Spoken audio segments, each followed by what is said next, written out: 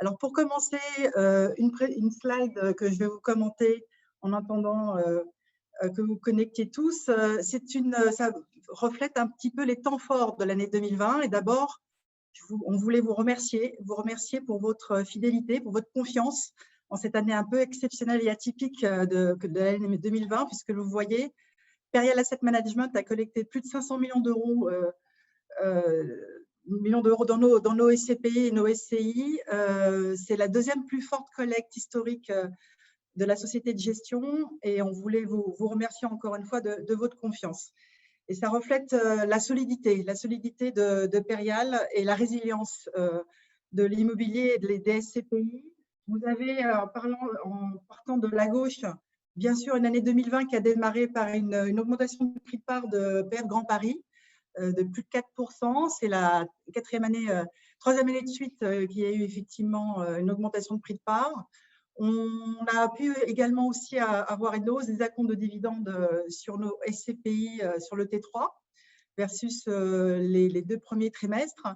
On vous a aussi proposé un nouveau service, c'est le lancement de l'épargne programmée. C'était important pour pas mal d'entre vous qui nous demandaient la possibilité de pouvoir attaquer une nouvelle clientèle plus jeune et pouvoir leur permettre de souscrire régulièrement tous les mois ou tous les trimestres. Et c'est assez malléable. Vous pouvez vraiment choisir la manière dont vous pouvez souscrire nos SCPI. Et puis, on a également aussi, en partenariat avec Ipsos, mis en place des baromètres sur le télétravail. C'était important pour vous permettre de vous rassurer sur l'attachement des salariés au bureau. Et bien sûr, une fin d'année tonitruante, puisqu'on a pu lancer 2 nouveaux produits. D'abord, PF Hospitalité Europe, qui est la 4e SCPI de Perial, qui est spécialisée sur tout l'immobilier d'accueil, qui est très complémentaire de notre gamme et également qui est 100% européenne. Donc, c'était une vraie demande de votre part. C'est un bon démarrage puisqu'on a effectivement collecté plus de 27 millions d'euros en quelques mois.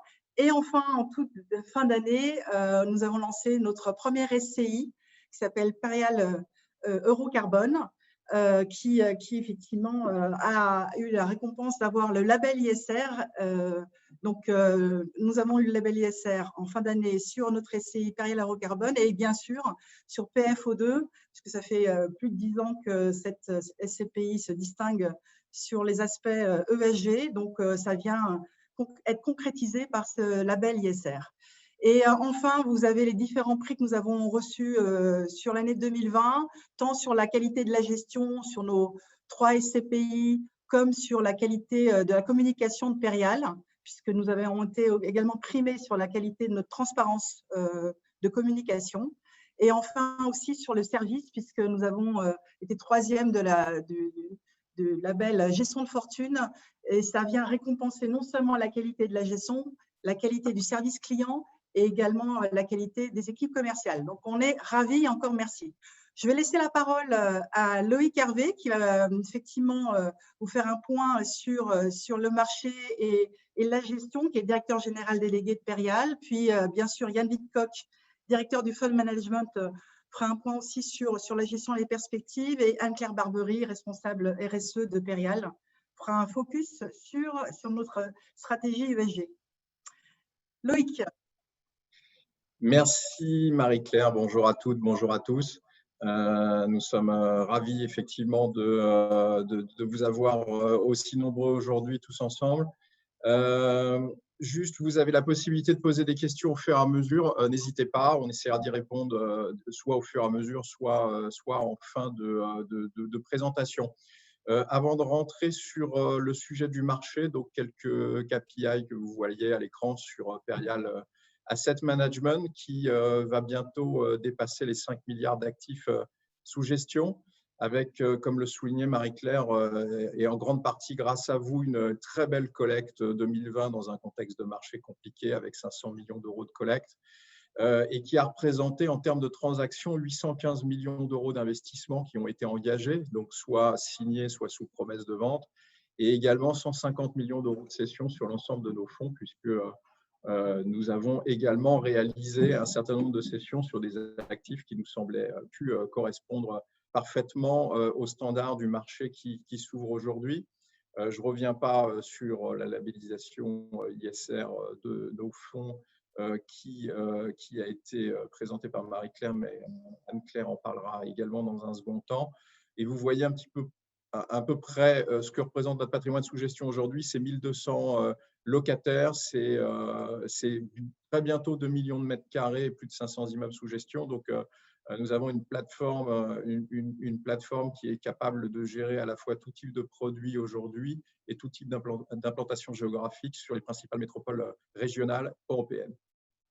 J'en viens au point marché. Ce n'est pas forcément un moment très simple pour parler du marché. Alors, on va surtout essayer de faire un focus sur ce qui s'est passé sur l'année 2020, puisqu'on a aujourd'hui des chiffres globaux.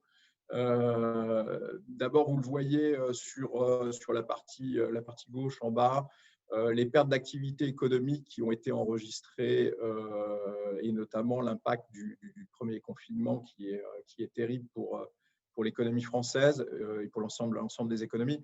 Ce qui est intéressant de noter également, c'est le rebond que nous avons eu au troisième trimestre avant le nouveau confinement de novembre.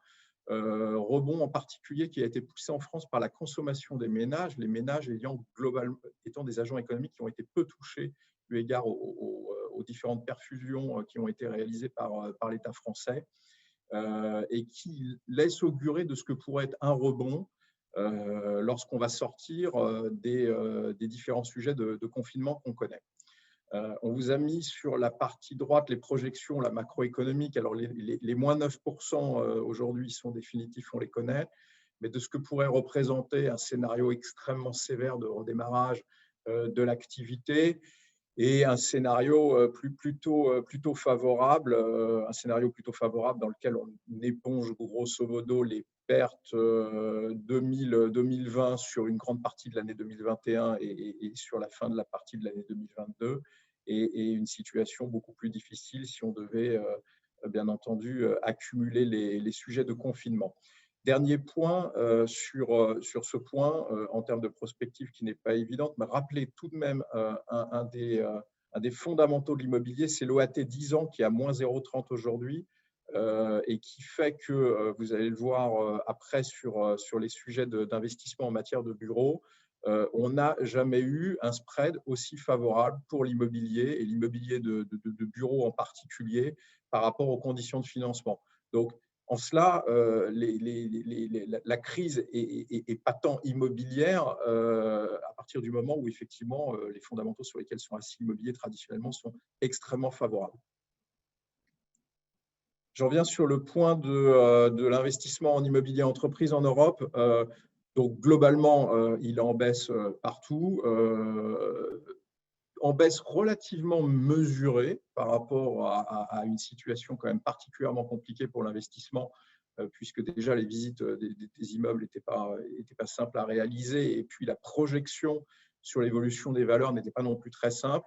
Vous voyez que sur les principaux, un marché qui a particulièrement bien résisté, c'est le marché allemand, avec moins 19% d'investissement, donc qui est le premier marché de l'investissement en Europe, avec près de 60 milliards placés.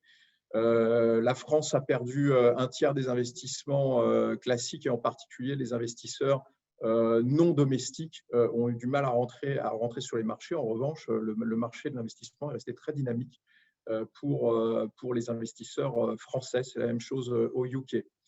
Sur la partie répartition des investissements, un point à noter sur l'immobilier entreprise qui a très bien résisté. Traditionnellement, on a plus d'investissements en immobilier entreprise en France, hein, vous le voyez, qu'en Allemagne ou au UK, où on est sur des marchés beaucoup plus diversifiés en termes de typologie de produits.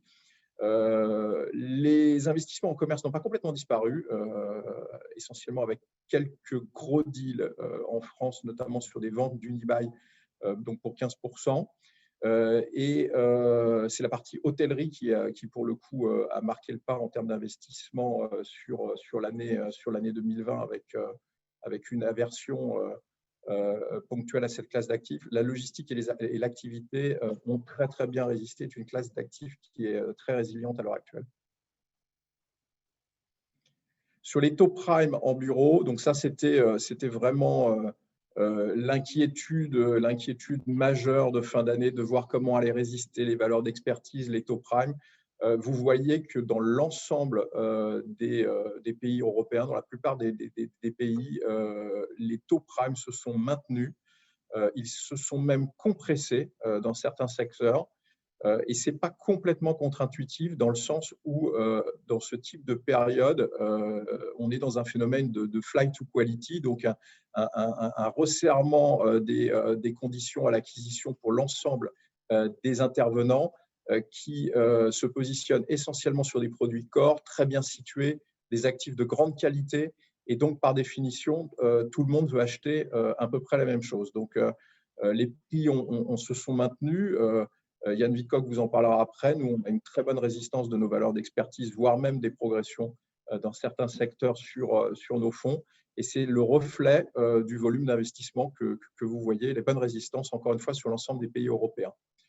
Si on zoome sur les taux de rendement prime en France cette fois-ci, mais par classe d'actifs, donc j'ai parlé de l'OAT 10 ans et simplement vous mesurez sur longue période depuis 2005 l'écart entre l'OAT 10 ans et les taux prime. Donc vous voyez que pour le bureau, ils sont extrêmement favorables et ils poussent à poursuivre une compression des taux. On ne voit pas sur les deals à l'heure actuelle des baisses de prix. Au contraire, sur les produits de grande qualité, on a clairement des augmentations de valeur qui se poursuivent sur la partie bureau. C'est un peu moins vrai, vous l'avez vu, sur la partie commerce, bien entendu, où on a une remontée des taux plus sensible. Si on zoome cette fois-ci sur l'Île-de-France et par zone géographique, vous voyez que les taux prime sont à des niveaux très bas sur l'ensemble des secteurs. Alors, vous avez bien entendu une répartition géographique qui fait que on a quasiment le double de taux entre un Paris QCA et une deuxième couronne. Et ce qu'on va constater au-delà des taux prime, c'est effectivement l'émergence d'une aversion au risque, et notamment au risque locatif et au risque de certaines zones mal situées, qui font que la hiérarchie des taux est en train de reprendre de la vigueur. C'est vrai que ces 2-3 dernières années, avant Covid, on avait un nivellement des taux par zone géographique qui est en train de s'écarter à nouveau pour intégrer la prime de risque. J'en viens à la demande locative. Bureaux placés en Europe, globalement, la baisse générale est très marquée sur l'ensemble des grandes métropoles régionales européennes. C'est tout à fait logique, eu égard au contexte de crise économique, cette fois-ci des principaux locataires sur l'ensemble des métropoles en Europe. Il faut noter un point tout de même, c'est que la baisse de la demande s'est concentrée massivement sur les surfaces de plus de 5000 m², qui est un segment qui est assez peu représenté sur les fonds de Perial Asset Management, où on a une vraie dilution du risque par des surfaces petites, moyennes et une dilution du risque entre secteurs d'activité qui fait qu'on est très peu exposé aux très gros utilisateurs avec des très grosses surfaces. Et c'est ceux-ci qui ont marqué un attentisme très fort sur l'année 2020, qui va se poursuivre en partie sur l'année 2021. Les deals vont finir par redémarrer, mais c'est vrai que les grosses directions immobilières ont marqué un fort attentisme, notamment pour mesurer les impacts du télétravail sur leur politique immobilière à l'avenir. Alors, les taux de vacances ont augmenté assez logiquement et significativement sur l'ensemble des zones. Mais si on prend le verre à moitié plein, vous voyez que les taux de vacances étaient très faibles avant de rentrer dans cette crise-là. Et contrairement à des crises passées que nous avons pu connaître, celle-ci présentait des fondamentaux de très grande qualité avant d'entrer justement dans cette période de crise. Donc, fin d'année 2020, au bout d'un an, vous voyez par exemple que le taux de vacances moyen sur la métropole du Grand Paris s'établit à 7,4%. On va voir après qu'il y a des fortes disparités selon les zones géographiques, mais pour autant, et c'est valable sur l'ensemble des métropoles européennes, encore une fois, nous avions des taux de vacances qui sont faibles, qui remontent, mais qui sont encore à des niveaux très acceptables.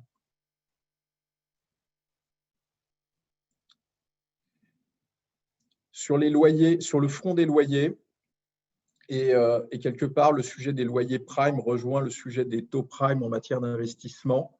Au bout d'un an, au quatrième trimestre 2020, vous voyez que globalement, les taux prime sont stables.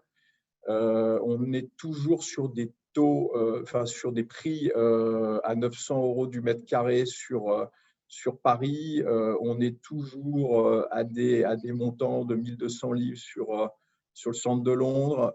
On a même des prix qui se maintiennent assez fortement sur Berlin avec des perspectives positives telles que vous voyez dans les projections sur l'année 2021.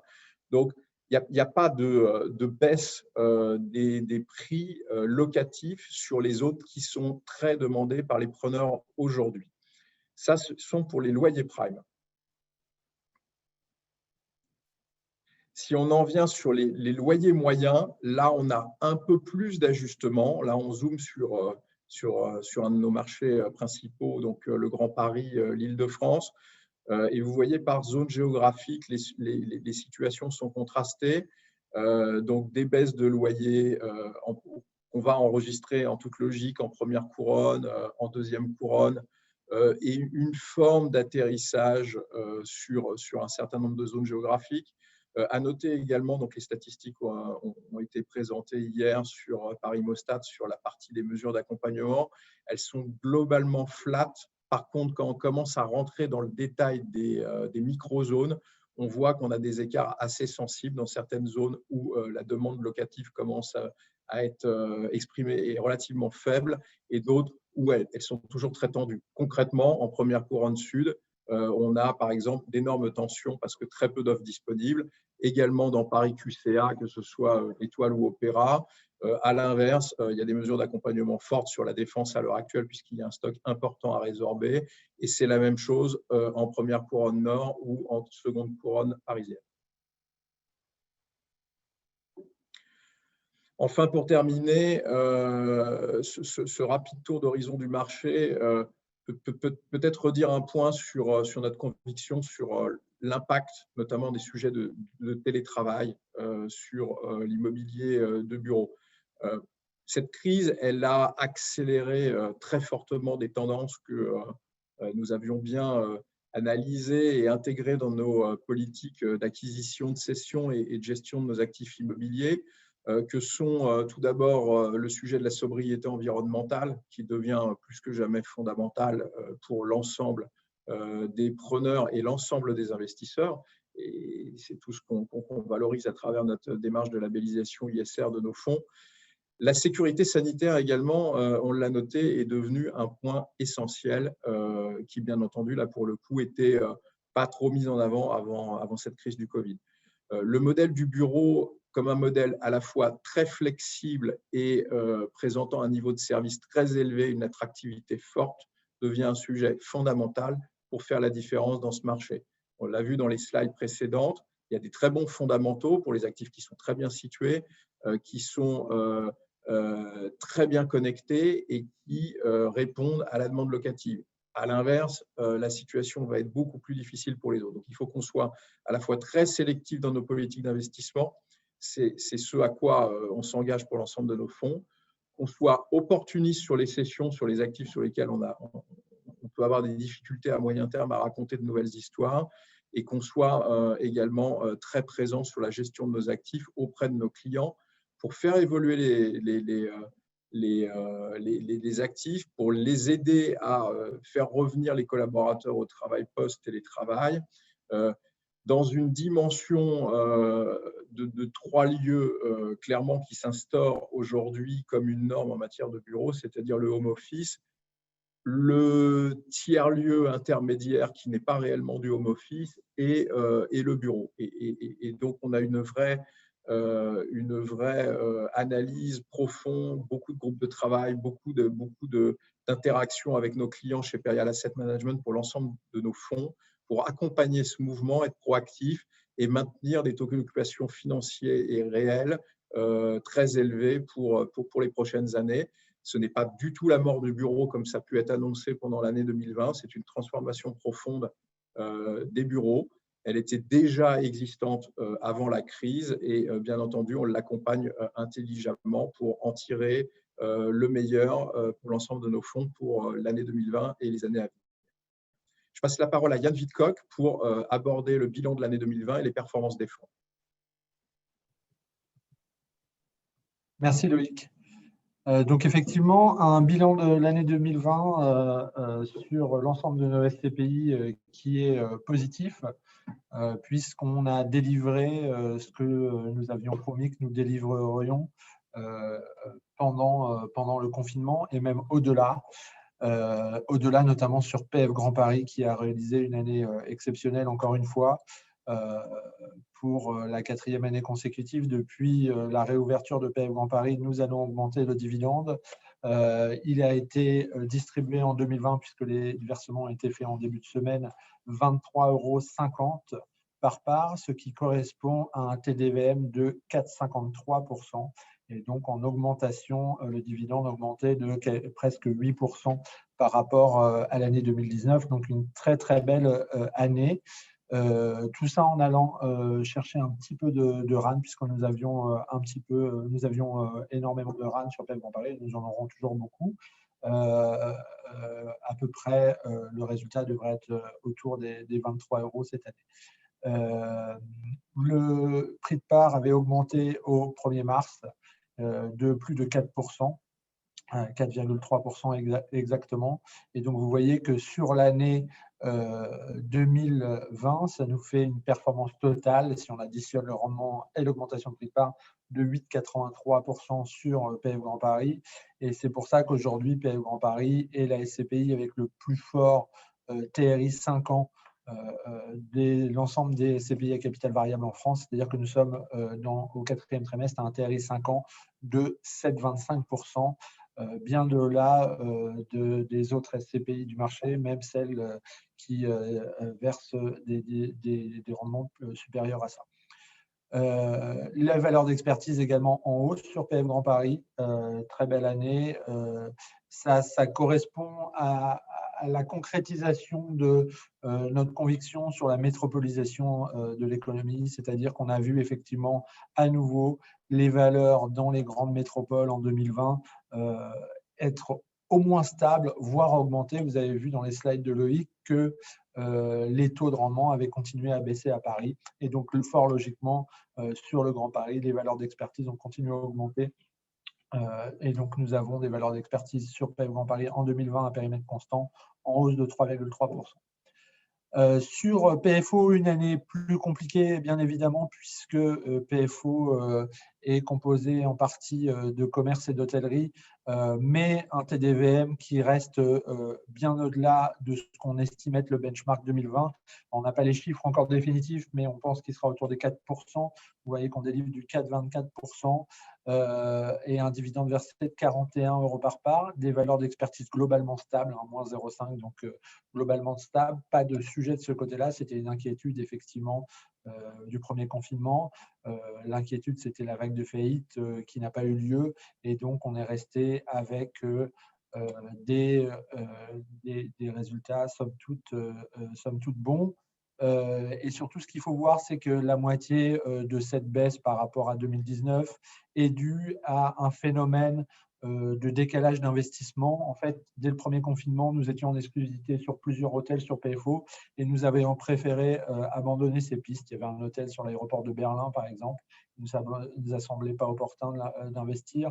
Et donc, l'avantage, c'est qu'on a rattrapé, comme vous le verrez, ce retard sur la fin d'année 2020 et bien au-delà. Et on a semé les graines pour le rebond de PFO en 2021, dont on parlera après la partie date claire.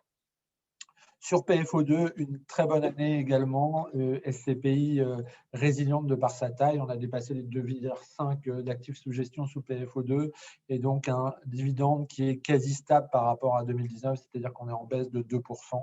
À 8,82 € par part, ce qui fait un TDVM de 4,50 sur PFO2. Donc, l'ensemble des SCPI bien au-delà du benchmark global des SCPI françaises.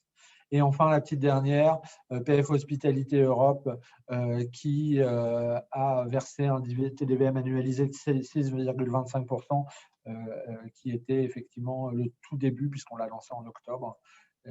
Et donc un TDVM visé pour l'année prochaine de 5%. Les SCPI qui sont leaders sur le marché pour plusieurs raisons. PFO2 d'abord, la première SCPI du top 10 des SCPI avec label ISR. C'était un gros chantier des équipes de Loïc qui a été mené à bien. On a été dans la première fournée, le label est sorti fin octobre, 26 octobre, et nous avons été labellisés début décembre pour un fonds de 2,5 milliards vers plusieurs dizaines d'actifs. C'est une vraie performance et on est fiers de porter cette labellisation qui vient concrétiser tout ce qui a été mis en place en termes de développement durable depuis plus de 10 ans sur PFO2.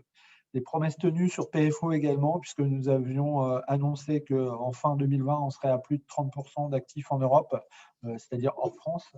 Et en fait, on a dépassé, puisqu'on est maintenant à plus de 32% en fin d'année, avec beaucoup de belles acquisitions en fin d'année qui vont permettre vraiment de porter le rendement de PFO en 2021.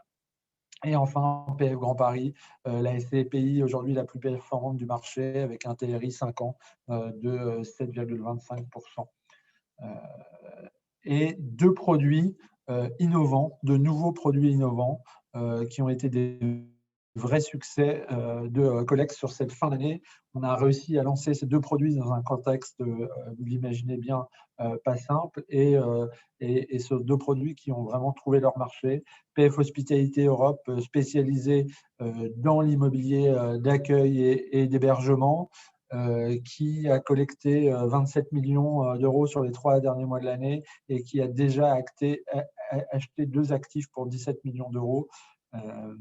Une résidence médicalisée pour environ 2 tiers et pour un tiers un hôtel en Espagne. La résidence médicalisée étant aux Pays-Bas, à Erlin. Et enfin, Perial Eurocarbone, le premier fonds immobilier bas carbone en France et même en Europe. On est particulièrement fiers de ça. On avait lancé PFO2 il y a 10 ans sur l'objectif de réduire les consommations d'énergie. On s'est dit qu'il fallait aller plus loin encore, puisque à l'horizon 2030, vous savez, avec le décret tertiaire, tous les propriétaires d'immobilier commercial devront avoir baissé leur consommation d'énergie de 40% pour le patrimoine qu'ils détiennent. Et donc, cette baisse de consommation d'énergie n'a de sens pour nous que si elle s'accompagne de la baisse de l'empreinte carbone. Et donc, c'est pour ça qu'on a voulu lancer cette SCI. Donc, c'est une SCI qui sera distribuée en unité de compte. Elle est en train d'être référencée chez pas mal d'acteurs d'assurance vie et donc elle sera distribuée sous ce format-là. 13,5 millions collectés sur le mois de décembre et un actif acheté à Bruxelles avec un bail ferme de 10 ans pour 20 millions d'euros. Perial Eurocarbone, c'est une SCPI avec un objectif une SCI avec un objectif de performance de 4%. C'est une SCI par capitalisation. Pour revenir sur l'année 2020 et sur les investissements, de beaux investissements sur PF Grand Paris, 120 millions d'euros signés et déjà 130 millions sous promesse et exclusivité pour 2021 qu'on vous présentera après la partie d'Anne-Claire. Pour les investissements signés, vous voyez qu'on reste sur notre credo de rester sur Paris Centre et Première Couronne, puisqu'on estime que c'est là où est la profondeur de marché. Et donc avec des immeubles soit qui sont récents, soit qui ont un vrai potentiel. L'immeuble de Faubourg Saint-Honoré, vous savez que chaque année, on achète un immeuble qu'on appelle le fonds de portefeuille avec des rendements un peu plus secs, mais qui a une énorme liquidité. L'idée sur cet immeuble, c'est de reconstituer au fur et à mesure la pleine propriété. On a le temps, donc on vient d'acheter les 3 premiers étages. Et c'est vrai qu'une fois qu'on aura reconstitué la pleine propriété, l'opportunité d'avoir un si bel immeuble rue du Faubourg Saint-Honoré est un vrai atout pour les perspectives de valorisation de PF Grand Paris. Une année très intense également sur les arbitrages.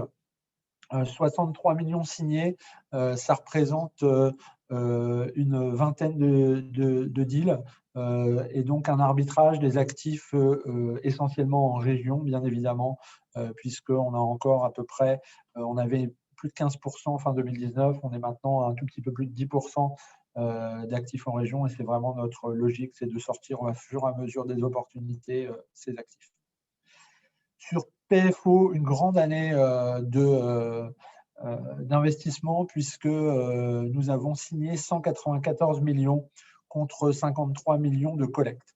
Donc, pourquoi nous avons fait ça? C'était vraiment dès le premier confinement, nous avons évidemment pressenti que PFO serait plus impacté. Et donc, nous avons voulu prendre toutes les mesures, mettre en place toutes les mesures pour assurer un rebond de PFO en 2021. Et donc, mettre en place des acquisitions avec de la dette. Donc, un petit peu plus de dette. Vous avez dû voir dans le BSI qui est sorti il y a 2 jours que le taux d'endettement de PFO était monté à 25% en fin d'année. Et donc, c'est grâce à cet endettement légèrement supérieur, puisqu'avant on était à une vingtaine de pourcents, qu'on a pu acheter ces 194 millions. Mais ces 194 millions, c'est du loyer pour l'année prochaine avec des locataires très solides. Les 2 derniers immeubles qu'on a achetés en décembre, c'est les immeubles d'Utrecht et Amersfoort.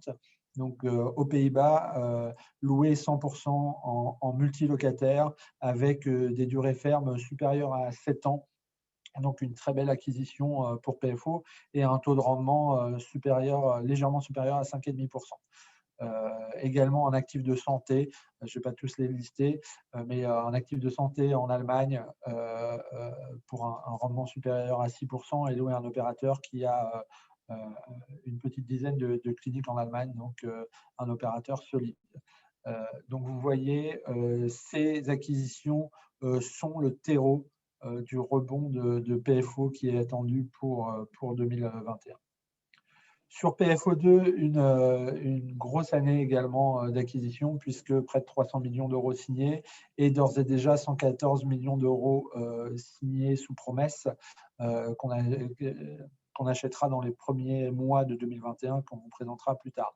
Vous voyez que la caractéristique principale de l'ensemble des acquisitions de PFO2, c'est le fait que ce sont des actifs tous très récents, voire neufs. Rennes Cesson, il venait d'être livré quand nous l'avons acheté. Royer Malmaison, il a été entièrement restructuré sur les 2 dernières années. Barcelone Bolivia et Barcelone Toulouse Business School sont nos premiers actifs dans le centre-ville de Barcelone, et ils sont des actifs qui vont être livrés au cours de 2021 et entièrement loués à des locataires de qualité. Barcelone Bolivia, c'est la métropole de Barcelone, et Barcelone Toulouse Business School, c'est la Toulouse Business School. C'est les locaux administratifs du campus de la Toulouse Business School qui s'est implanté à Barcelone. Et enfin, à La Haye également, un immeuble qui sera livré à l'été 2021 et loué pour une durée de 15 ans ferme à la Poste néerlandaise. Donc, une très belle année d'acquisition sur PFO2. Sur PF Hospitalité Europe, donc nos 2 premières acquisitions effectuées tout de suite après avoir obtenu la collecte, puisqu'on a commencé la collecte en octobre et on avait anticipé pour pouvoir avoir ces premiers actifs. Et donc, vous voyez un petit hôtel à Barcelone loué à BNB avec une garantie de la maison mère et une caution sur le paiement des loyers. Et donc, voilà, BNB paye ses loyers sans problème depuis l'acquisition. Et enfin, l'acquisition d'une résidence de santé aux Pays-Bas à Heerlen pour un montant d'11 millions d'euros. Aujourd'hui, nous avons plusieurs autres acquisitions plutôt sur la santé, puisqu'il y a peu d'hôtels en vente en ce moment, compte tenu du contexte, et on gardera à nouveau les hôtels uniquement quand la situation se sera améliorée sur ce front. Donc pour l'instant, actifs de santé, résidences seniors, écoles, voilà le genre d'actifs que l'on cible sur PF Hospitalité Europe, qui a vraiment pour vocation d'accompagner les évolutions démographiques de l'Union européenne. Un petit graphique parce qu'on a eu beaucoup de questions sur le sujet. Donc, on vous a fait par SCPI l'exposition. Donc, on ne va pas aller dans le détail, mais c'est pour vous montrer simplement qu'on n'a pas d'exposition forte à un seul secteur, et surtout pas au secteur exposé, par exemple, que pourrait être l'aéronautique. Vous voyez que notre premier secteur, par exemple, sur PF Grand Paris, c'est l'information et la communication. 15%. Alors, commerce, ça ne veut pas dire que c'est des locataires, c'est pas des locaux de commerce, c'est des locataires qui interviennent dans ce domaine-là. C'est les classifications de l'INSEE, en fait. Et vous voyez surtout un taux de classement moyen sur l'année qui est de 95%. Donc ça inclut le T4. Vous savez, c'est ce qu'on vous a dit pendant les précédents webinaires, mais je tiens à vous le répéter, c'est-à-dire qu'on On obtient en général un taux d'encaissement en fin de trimestre qui est de l'ordre de 90% dans une situation normale, hors confinement, de 90%. Et en général, on met 2 trimestres supplémentaires à approcher les 99%. Vous voyez que là, on arrive sur l'année à 94%, donc un très beau taux d'encaissement, ce qui explique les bonnes performances de PFO Grand Paris. Sur PFO, vous voyez la répartition également. Alors, effectivement, il y a l'hébergement-restauration, mais c'est la nature de PFO d'être diversifié et le commerce un peu plus important. Mais à part ça, vous voyez des secteurs plutôt solides, information, communication, activité financière, administration publique, activité de service, donc des secteurs plutôt solides. Un taux d'encaissement, du coup, compte tenu de l'exposition au commerce à l'hôtellerie légèrement plus faible, à 87%, mais qui reste très élevé. Et sur PFO2, le taux d'encaissement le plus fort des 3 SCPI, puisqu'on est à 95% en moyenne sur 2020. Et vous voyez une répartition assez homogène avec différents secteurs et pas d'exposition à des secteurs qui seraient menacés par la crise que nous vivons aujourd'hui.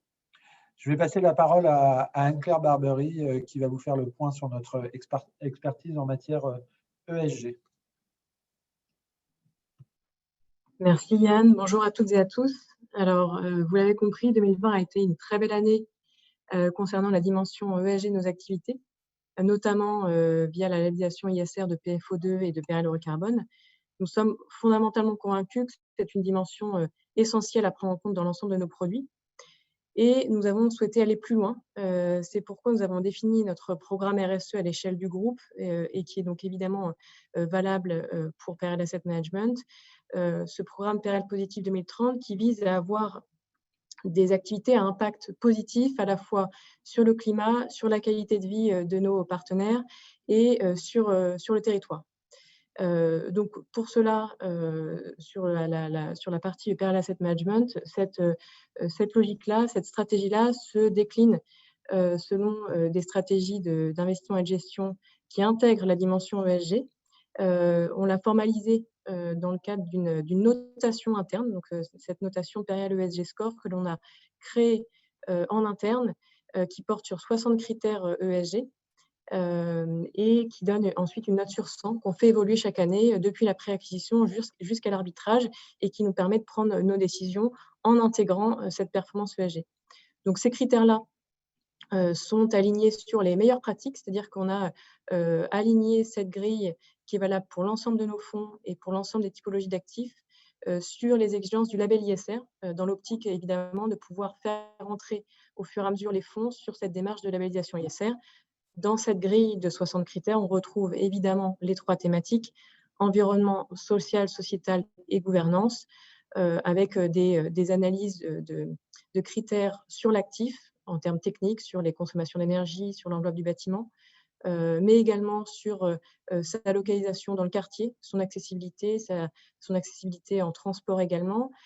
Un volet très important que l'on regarde aussi, l'offre de services au sein du site et à proximité, les paramètres de santé et de confort des occupants qui sont évalués régulièrement de manière objective et relative en prenant en compte la satisfaction des occupants, mais également en mesurant les paramètres de confort et de santé. Et enfin, sur la thématique gouvernance, avec des sujets qui sont clés pour nous, qui sont en fait la relation avec l'ensemble de notre écosystème, et cette relation qu'on veut la plus forte possible, qui est essentielle dans un contexte de crise qui permet vraiment cette résilience.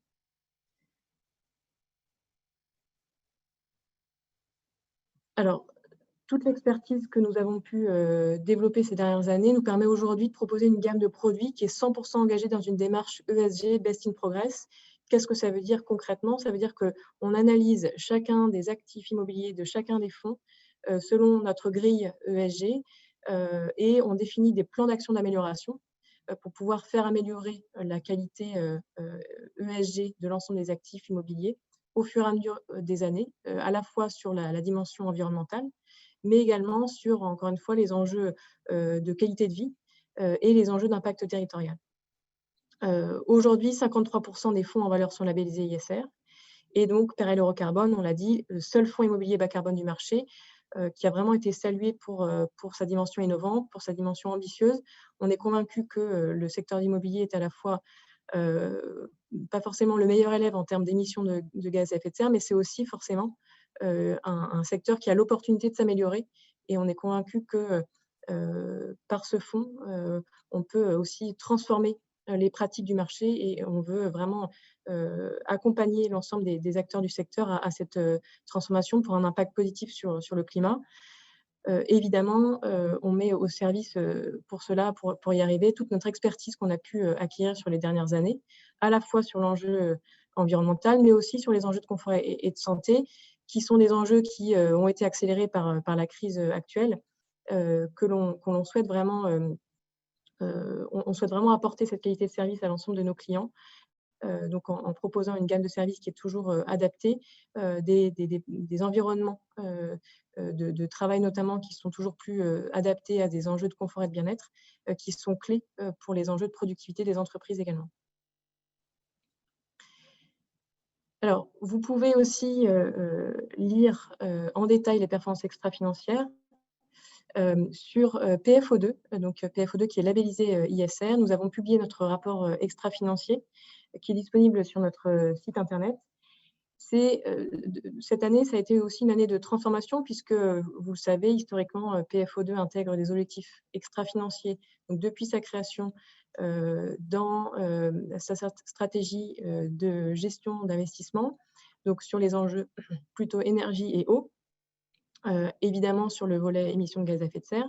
On a voulu élargir le suivi des indicateurs extra-financiers. Donc, vous voyez qu'on a aujourd'hui 8 indicateurs extra-financiers qui sont suivis sur la biodiversité, sur la part de labellisation et de certification, mais également sur l'accessibilité en transport des actifs, les services à proximité de chacun des actifs, et enfin sur la dimension gouvernance, sur le fait que finalement nos partenaires, property managers notamment, sont bien intégrés à l'atteinte de nos objectifs. Et l'enjeu de la résilience climatique, qui est aujourd'hui clé, puisque on est convaincu que les événements climatiques extrêmes vont être plus intenses et plus fréquents, et on doit préparer les actifs immobiliers à devenir résilients face à ces événements climatiques extrêmes. Et ce qui est important aussi de voir, c'est que notamment, non seulement on a étendu les indicateurs extra-financiers qu'on suit, donc qu'on fait évoluer évidemment chaque année, mais ce qu'on a pu aussi constater, c'est que sur les dernières années, si on prend l'indicateur de consommation d'énergie primaire, cet indicateur-là démontre, sur les données qui ont été disponibles, collectées, donc des consommations d'énergie des immeubles, cet indicateur-là, donc de consommation d'énergie, les consommations diminuent. Donc, on voit finalement que le travail qu'on réalise au quotidien porte ses fruits année après année. Donc, ces consommations diminuent, cette empreinte carbone diminue, et on se situe aussi toujours plutôt bien par rapport aux indicateurs de benchmark de l'Observatoire de l'immobilier durable, qui est le benchmark de référence du secteur. Alors, si vous regardez le rapport extra-financier de PFO2, vous allez pouvoir constater non seulement effectivement ces indicateurs, ces 8 indicateurs extra-financiers, mais également on a publié des fiches immeubles. Donc, vous verrez sur 15 actifs, les 5 actifs les mieux notés avec la note ESG, les moins bien notés et les 5 actifs les plus importants en termes de valeur. Vous avez le détail, donc de manière très transparente, de la valeur de ces indicateurs. Et également les commentaires qui précisent les éventuels axes d'amélioration que l'on poursuit année après année. L'objectif étant bien de s'améliorer, on est vraiment dans une démarche d'amélioration continue. C'est ce qui est valorisé dans le cadre du label ISR.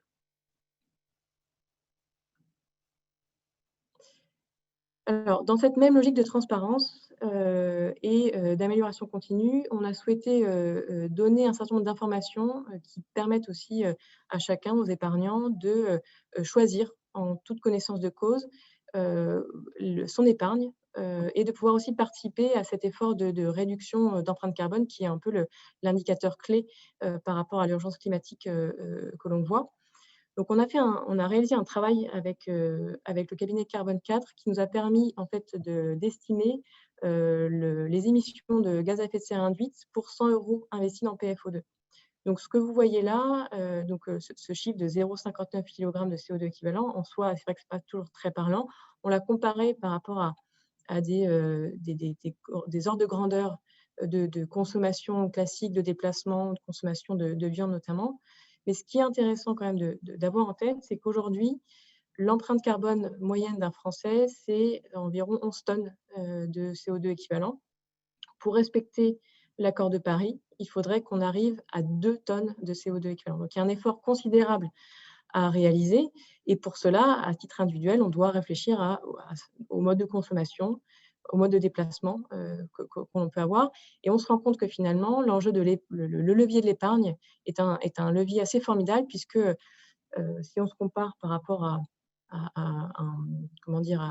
une somme d'argent qui serait gérée classiquement par une banque, les données disponibles montrent que la NEF, qui est la banque la moins carbonée de France, a une empreinte carbone de 20 kg de CO2 équivalent pour 100 € gérés. Donc, vous voyez que les ordres de grandeur sont clairement en faveur de PFO2. Et finalement, on est vraiment convaincu que par le travail qu'on réalise, on donne la possibilité à nos épargnants, à nos investisseurs d'être à leur tour responsables de l'atteinte des objectifs fixés par l'accord de Paris. Donc ça, c'est un vecteur assez formidable qui nous rend particulièrement enthousiastes pour partager ça avec vous. Et alors évidemment, si maintenant on passe à PRL Eurocarbone, donc on l'a dit, première SCI alignée sur la stratégie européenne bas carbone, premier fonds immobilier bas carbone et première SCI labellisée ISR. On est ravis de pouvoir proposer ce produit-là qui répond vraiment aux enjeux bas carbone qu'on a précisés. Donc, fonds aligné sur une stratégie bas carbone qui met en avant toute l'expertise qu'on a pu acquérir sur PFO2 grâce à l'optimisation, à la réduction, à la compensation finalement. Ce volet compensation étant nouveau pour PRL Eurocarbone, mais toute la chaîne amont qui est nécessaire, hein. Évidemment, l'objet n'est pas de compenser, c'est bien de réduire, d'utiliser au préalable. Ce volet compensation est clé et c'est vraiment des choses qui ont été saluées par les acteurs du secteur. On est ravis de pouvoir travailler là-dessus. Le premier actif qu'on a acquis, je laisserai ensuite Yann présenter la suite du fonds, mais le premier actif qu'on a acquis est un actif à Bruxelles qui vise une labellisation BREEAM Very Good. Et l'idée, c'est vraiment de travailler sur chaque actif pour optimiser et réduire les consommations, chaque année de pouvoir faire un bilan carbone à l'échelle des actifs, puis à l'échelle du fonds, et ensuite de pouvoir participer à des projets de manière financière, des projets de compensation qui sont à la fois à l'échelle internationale et aussi à l'échelle locale, en faisant participer nos investisseurs. Donc, on a vraiment envie d'avoir un fonds qui est à la fois transparent, impactant et participatif. Merci Anne-Claire. Donc, on va passer aux perspectives 2021. N'hésitez pas à poser vos questions avec une petite question-réponse. Je vais en profiter pour répondre à une question que j'ai eue sur les baisses de rendement des actifs qu'on achète. Et effectivement, mais c'est un parti pris qu'on a eu depuis plusieurs années, se dire qu'on préférait acheter des actifs plus solides, plus sécurisés. Il ne faut pas oublier que le rendement, c'est qu'un facteur de la performance de nos véhicules. Et on le voit bien sur PF Grand Paris. La collecte ne dilue pas la performance, même qu'on achète des immeubles à des rendements plus bas. La collecte, elle permet de dynamiser la SCPI. Et l'exemple flagrant, c'est PF Grand Paris. PF Grand Paris, c'était une SCPI à capital fixe. Je vous rappelle que c'est la plus ancienne SCPI du marché, hein, puisqu'elle a plus de 50 ans maintenant, 55 ans même. Et elle était en 2007 à un taux d'occupation, en 2017 à un taux d'occupation qui tournait autour de 80%. Des performances ont distribué autour de 20 € par part, moins de 20 € par part.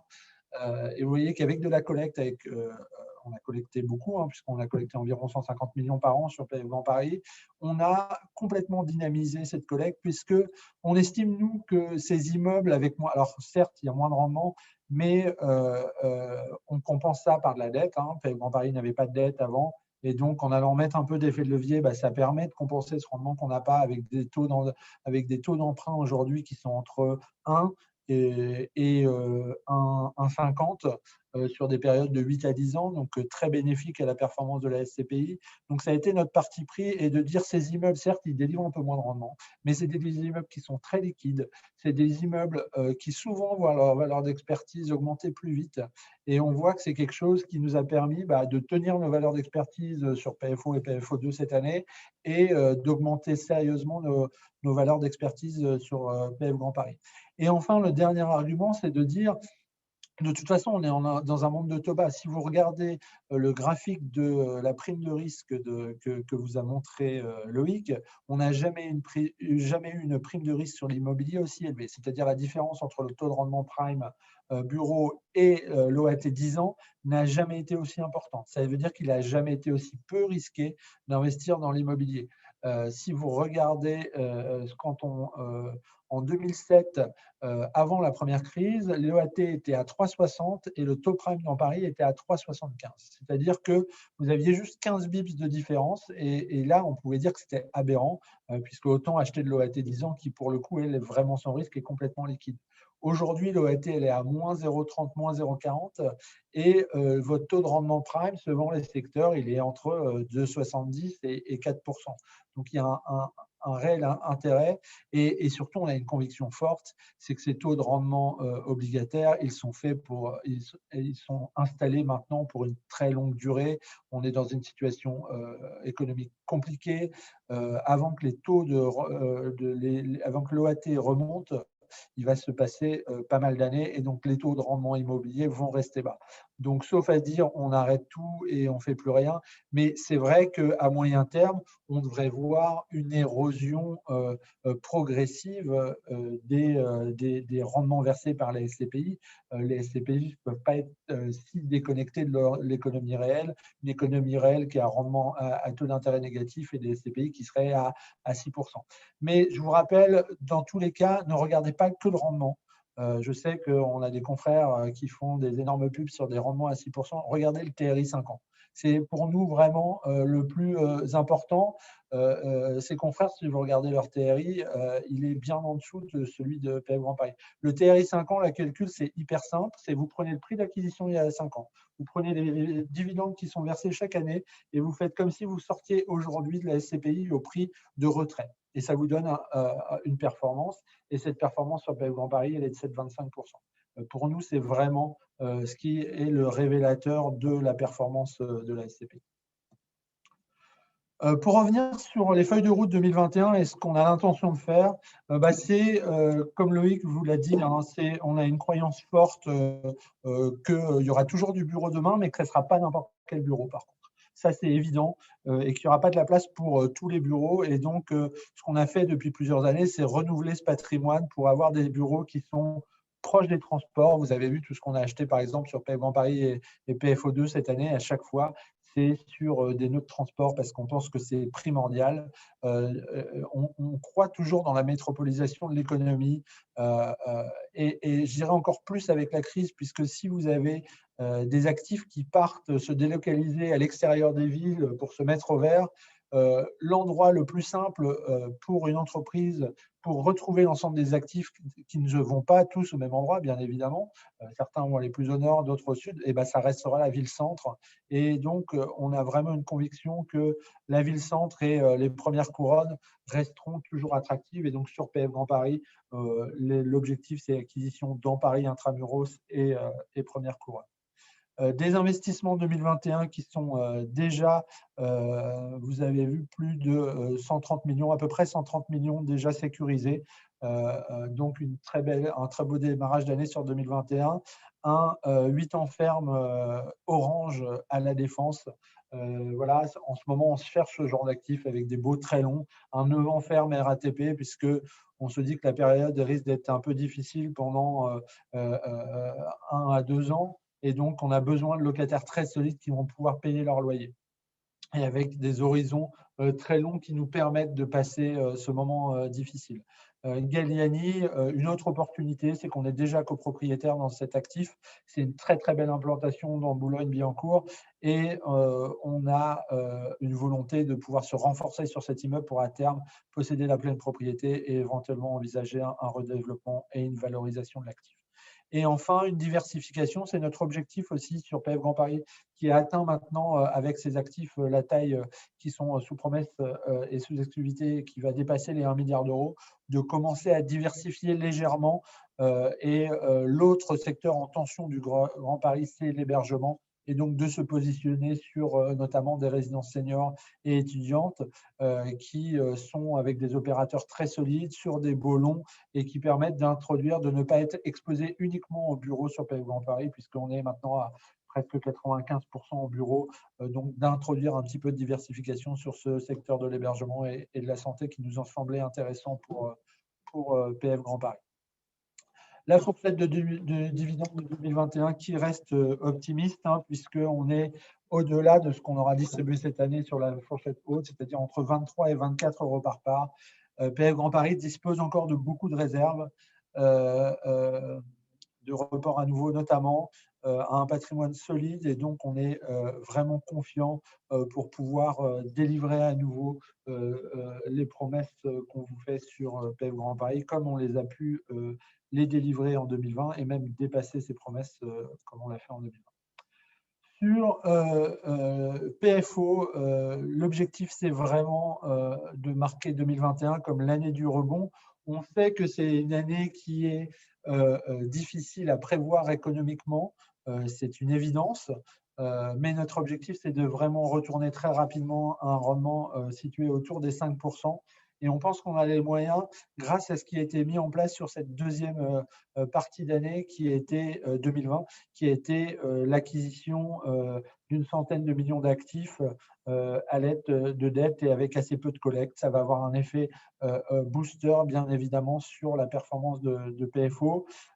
S'ouvrir à de nouvelles typologies d'actifs, notamment essayer d'aller plus sur des actifs d'hébergement et de santé en Allemagne, puisqu'on sait qu'on a un peu de mal à acheter du bureau en Allemagne, les taux sont bas. Alors, on est en train d'acheter, on actera lundi un actif de bureau à Essen, en Allemagne, et donc on est content parce que c'est le premier et donc c'est du revenu à l'étranger et que c'est intéressant pour nos porteurs de parts. D'ailleurs, j'avais eu une question, les rendements qui sont dans nos BTI, c'est des rendements nets de fiscalité étrangère, c'est-à-dire qu'elle a été intégrée, elle a été payée. Les rendements bruts sur ces qui sont communiqués par certains, les rendements bruts de PFO seraient plus élevés que ce 4,24 qu'on vous a communiqué parce qu'il faudrait réintégrer la part d'impôt à l'étranger. On est en train de faire l'exercice, on devrait publier un chiffre dans le courant du mois de février pour donner le TDVM brut sur PFO parce qu'on sait que ça vous intéresse. Après, on ne l'intègre pas dans les BTI pour des raisons réglementaires.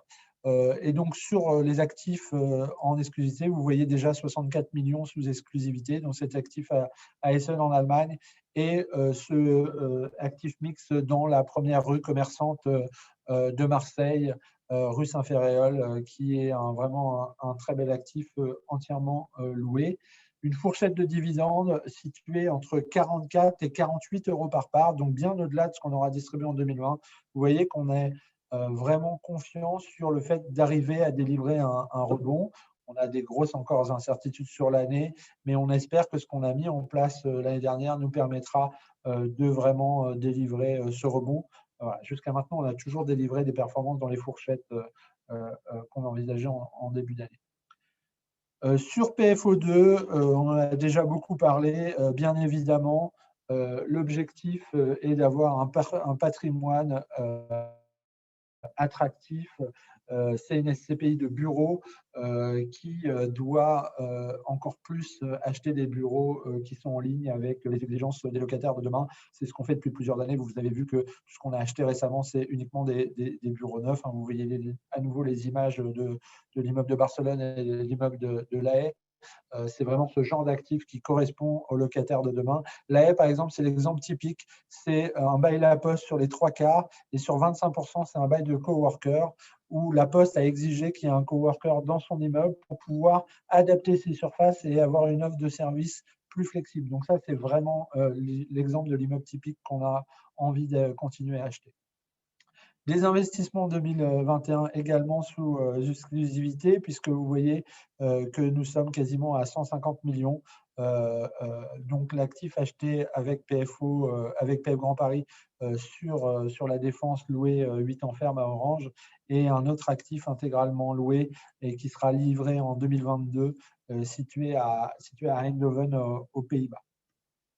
Une fourchette de dividendes qui en ligne avec ce que nous avons distribué cette année et l'année dernière, entre 8,60 € et 9,10 € par part, puisqu'on a une volonté de pouvoir continuer à délivrer des performances aux alentours des 4,5% sur PFO. Sur PF Hospitalité Europe, l'objectif, c'est vraiment d'être un acteur incontournable de l'hospitalité en Europe et donc de soutenir notamment le secteur de la santé. On a vu la crise actuelle montrer qu'il y avait un vrai besoin de développement d'infrastructures de santé. C'est notre objectif, d'accompagner également les évolutions démographiques de l'Europe en le vieillissement de la population, l'accroissement du nombre d'étudiants, en achetant des écoles, des résidences seniors, et surtout d'en faire une SCPI européenne avec des actifs situés hors de France pour pouvoir bénéficier de baux de très longue durée sur cette SCPI. Et donc l'objectif de rendement est de 5% sur PF Hospitalité Europe.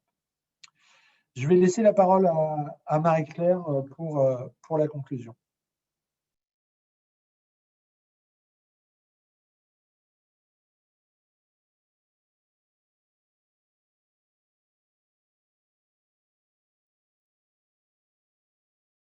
Mettre ma caméra. Vous m'entendez? Bien, merci beaucoup. Nous avons fini. Alors, en conclusion, vous avez effectivement une gamme complète chez Perial Asset Management. Bien sûr, on a effectivement tout d'abord PF Grand Paris qui est vraiment la première SCPI du marché qui vous permet d'investir dans un marché très dynamique qui est le Grand Paris et qui reflète une dynamique en termes de performance aussi, puisque a le meilleur TRI 5 ans qui est à 7,25 sur 5 ans, donc c'est assez exceptionnel. PFO, bien sûr, complémentaire, puisque c'est très diversifié. PFO est une SCPI diversifiée tant en géographique qu'en termes de typologie d'actifs. Et aujourd'hui, il y a plus de 32% d'actifs en Europe. PFO2, qui est le vaisseau amiral que vous connaissez bien sûr et qui reflète vraiment notre savoir-faire en matière ESG et ISR et qui a été couronné par un label ISR, et la première SCPI du top 10 en termes de nombre d'actifs gérés à être labellisés. Et enfin, la petite dernière SCPI très complémentaire puisque 100% Europe et investit sur tout ce qui est accueil et hébergement et qui a très bien démarré la fin de l'année. Donc, on a fini. N'hésitez pas, on a répondu en ligne à vos questions. Je sais qu'il y a peut-être une question complémentaire n'hésitez pas à poser nos questions par écrit. On peut y répondre bien sûr en direct ou par écrit.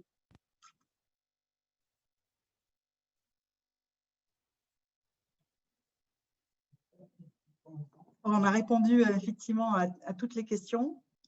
Alors oui, effectivement, pour répondre à la question sur la SCI Eurocarbone, Perial Eurocarbone, on est en cours de discussion avec les assureurs de la place pour le référencer le plus vite possible. Donc, n'hésitez pas aussi de votre côté à en parler à vos inspecteurs, inspectrices, qui permettra de remonter l'information et la demande. Et bien sûr, ce sera complémentaire de nos démarches, nous, puisque nous sommes effectivement en pourparlers actuellement avec tous les assureurs de la place, qui sont très intéressés par cette SCI, effectivement, qui est effectivement labellisée ISR.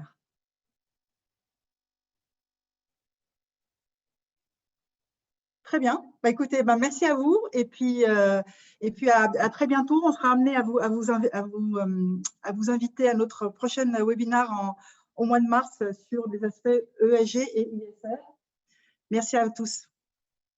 Merci, au revoir. Au revoir.